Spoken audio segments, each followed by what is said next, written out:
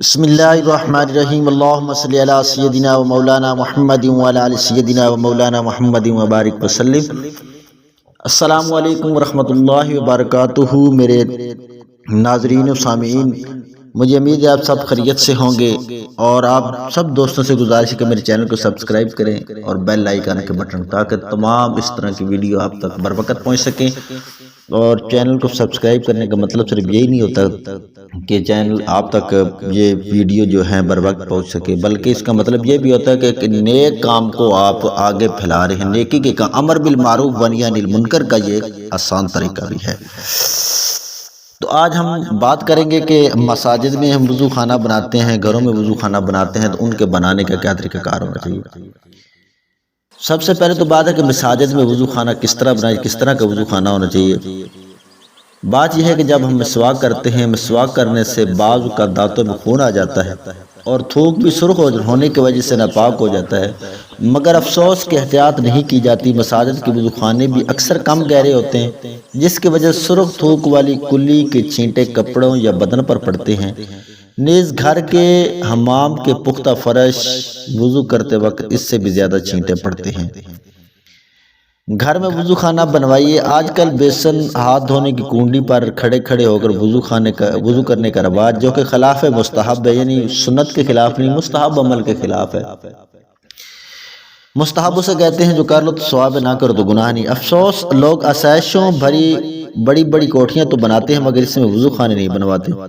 سنتوں کا درد رکھنے والے اسلامی بھائیوں کی خدمت میں مدنی التجا ہے کہ ہو سکے تو اپنے مکان میں کم از کم ایک ٹوٹی کا وضو خانہ ضرور بنوائیے۔ اس میں یہ احتیاط ضروری رکھیے کہ ٹوٹی کا دھار براہ راست فرش پر گرنے کے بجائے ڈھلوان پر گرے، یعنی پانی ٹوٹی جو ہم کھولتے ہیں اس کا پانی ڈائریکٹ فرش پر نہ جائے، بلکہ جو ہم نے ڈھلوان بناتے ہیں وضو خانے کی جس میں پانی گرتا ہے تو اس پر گرے، ورنہ دانتوں میں خون وغیرہ آنے کی صورت میں وہی چھینٹے اڑنے کا مسئلہ رہے گا۔ اگر آپ محتاط وضو خانہ بنوانا چاہتے ہیں تو اسی رسالے تو آپ اس طرح کیجئے کہ WC میں پانی سے آپ، یعنی اس کی پوری رہنمائی یہ ہے کہ آپ اس کا ڈھلوان کے ساتھ بنائیے۔ آگے چل کے ہم آپ کو بتاتے ہیں اس کے وضو کس طرح خانہ بنوانا ہے۔ تو اگر آپ استنجا وغیرہ طہارت وغیرہ کرنا چاہتے ہیں، WC میں پانی سے استنجا کرنے کی صورت میں عموماً دونوں پاؤں کے ٹخنوں کی طرف چھینٹے آتے ہیں، لہذا فراغت کے بعد احتیاطاً پاؤں کے یہ حصے دھو لینے چاہیے۔ جہاں چھینٹے وغیرہ پڑنے کے احتیاط ہوتے ہیں وہاں پاؤں دھو لینا چاہیے۔ گھریلو وضو خانہ بنوانے کا طریقہ۔ گھریلو وضو خانہ بنوانے کے لیے کل مساحت، یعنی لمبائی چوڑائی 40 انچ، اونچائی میں لمبائی چوڑائی 40 انچ اور اونچائی زمین سے لمبائی چوڑائی 40 یعنی لمبائی بھی 40 ہو، چوڑائی بھی 40 انچ کم از کم گھر کا وضو خانہ یعنی رکھ لینا چاہیے۔ اونچائی زمین سے 16 انچ، اس کا اوپر مزید 9 انچ اونچی نشست گاہ جس کی عرض 10.5 انچ اور لمبائی ایک سرے سے دوسرے سرے تک، یعنی زینہ کی مانند۔ اس نشست گاہ اور سامنے کی دیوار کا درمیانی فاصلہ 26 انچ۔ آگے کی طرف اس طرح ڈھلوان سلوپ بنوائیے کہ نالی 3.5 انچ سے زیادہ نہ ہو۔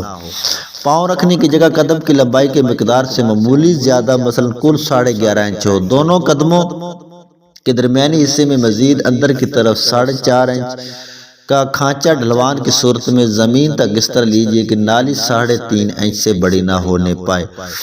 پوری ڈھلوان میں کہیں بھی ابھار نہ رکھا جائے۔ ساخت مکسچر نالی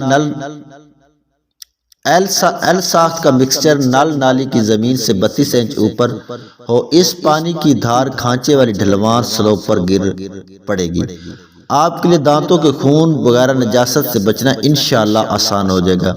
معمولی ترمیم کر کے مسجد میں بھی اسی ترکیب سے وضو خانہ بنوا لیجئے۔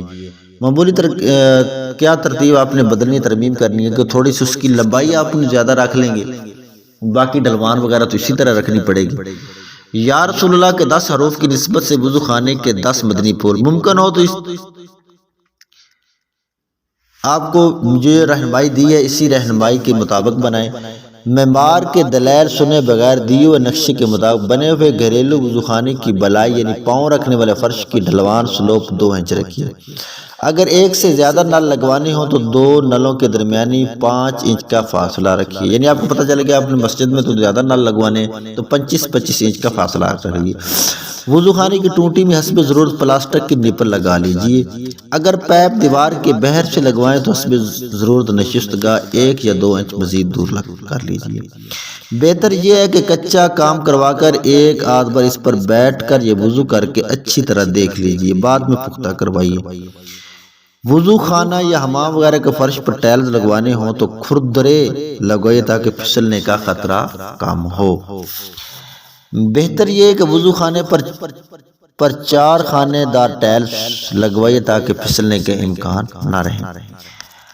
اگر 4 خانے دار ٹائلز نہ مل سکے تو پاؤں رکھنے کی جگہ سرا اور اس کے بعد والی ڈھلوان کم از کم 2 انچ پتھریلی اور خوب کھردری اور گول بنوائیے تاکہ ضرورتاً پاؤں رگڑ کر میل چھڑایا جا سکے۔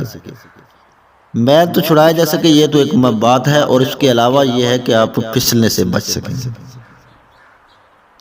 باورچی خانہ، غسل خانہ، بیت الخلاء کا فرش، کھلا سین، چھت، مسجد کا وضو خانہ اور جہاں جہاں پانی بہانے کی ضرورت پڑتی، ان مقامات کے فرش کی ڈھلوان سلوپ جو بتائے سے بلا جھجک 1.5 گنا 2 انچ کہے تو آپ 3 انچ رکھوائیے۔ معمار تو یہی کہے گا کہ آپ فکر مت کیجئے، ایک قطرہ بھی پانی نہیں رکے گا، مگر آپ اس باتوں کا آگے ہو سکتا ہے ڈھلوان برابر نہ بنے، لہٰذا اس کی بات پر اعتماد نہیں کریں گے تو انشاءاللہ اس کا فائدہ آپ خود ہی دیکھ لیں گے، کیونکہ مشاہدہ یہ ہے کہ اکثر فرش وغیرہ پر جگہ جگہ پانی کھڑا ہوتا ہے، یعنی فرش ان کی 2-3 انچ ڈھلوان رکھ لیجیے۔ اللہ پاک ہم ان سب باتوں پر عمل کرنے کی توفیق عطا فرمائے، آمین بجاہ نبی صلی اللہ علیہ وسلم۔